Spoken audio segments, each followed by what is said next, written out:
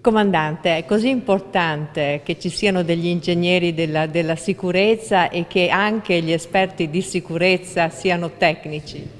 Beh, faccio una battuta, noi siamo stanchi di lavorare in ogni emergenza, ci piacerebbe più stare a vedere e curare solo quei piccoli interventi che una buona prevenzione lascerebbe accadere.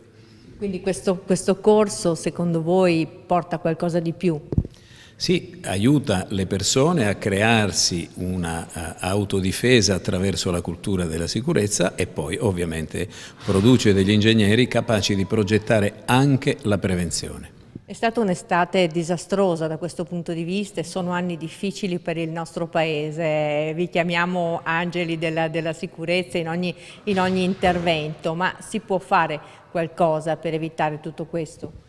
Certo che si può fare qualcosa, si può fare molto, bisogna lavorare essenzialmente sulla prevenzione perché le calamità o il cambiamento climatico o le precipitazioni eccessive ci saranno sempre più spesso, quindi noi dobbiamo essere pronti per accogliere questi eventi straordinari con delle misure straordinarie di protezione del territorio, di irrobustimento dei fabbricati e così via.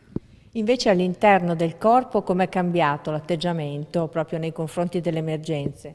E purtroppo noi abbiamo sempre più cose da fare, ma sempre con le stesse risorse, quindi di sicuro diventa più difficile amministrare soprattutto questi grandi eventi, anche se gli incendi rispetto a queste altre brutte calamità sono diminuiti, ma sono proprio frutto della prevenzione che oramai facciamo da 40 anni sul territorio.